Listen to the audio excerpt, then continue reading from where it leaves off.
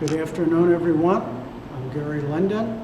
I'm the curator of the Chicagoland Combined Veterans Museum, located in River Grove, Illinois. We're going to do a short video today on a World War I Marine Aviator. His name was Leonard Leroy Hansen. He lived in Chicago. He was working in World War I as a draftsman at the War Department in Washington, D.C. He applied to enter the Marine Aviator training program. He was accepted in June of 1918.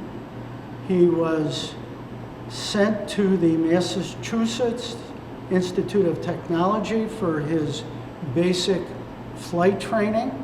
When they graduated from their basic training, he was sent down to Miami, Florida, to the Marine Flying Base for his advanced training. The Marines required 85 hours of flying time. They were also trained in both air and sea airplanes. They were trained in repairing and putting together airplanes, as well as instructions on the machine gun.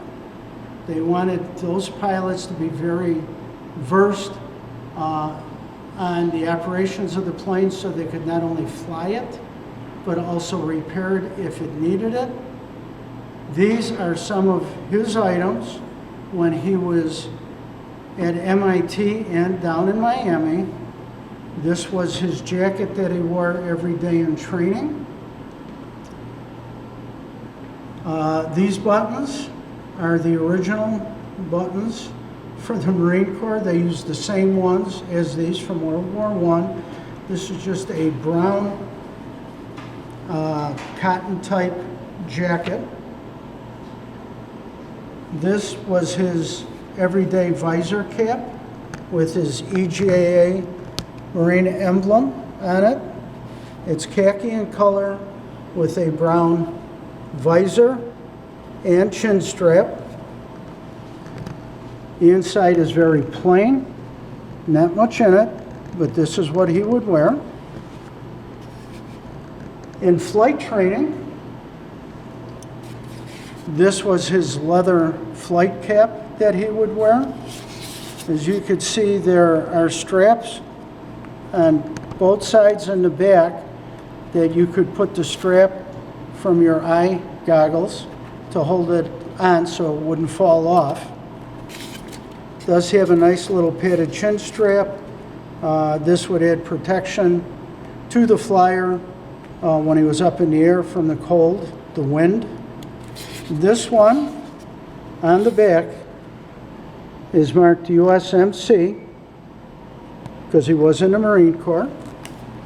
What we have down here is a photo and a news article of the graduating class from his basic training. There are different photographs of him by airplanes when they were down in Miami training. More photographs, one of him in his flight suit, one wearing this jacket and his visor cap. This is a group of some of his fellow students down in Miami. This was his World War I Victory Medal that he was given. And if you notice, there is not any clasp on there that says France, Defense Sector, Musargan, for a simple reason. He never went overseas, and I will get to explain that. A couple of more photos of Hansen. This is the letter that he was sent letting him know that he was accepted into the flying program. When they got accepted and they went to school, they were actually given the rank of a gunnery sergeant. When they were graduated from their advanced training in Miami, they were commissioned a second lieutenant. I found this interesting. This is just a piece of paper he had that showed what the pay scales were down there. A little different, a lot less than they are today. So what happens, half of his class gets graduated, commissioned second lieutenants, and shipped off to France. The armistice comes, the war is over, his half of the class has not finished or graduated yet. They discharge them as gunnery sergeants. That is why, and then they get discharged and they get sent back home. That's the main reason there's no clasp on here. Hansen never went overseas because the war was over. So these are artifacts from him, from his time in the Marine Corps, his training, and when he was discharged, he brought all this home with him.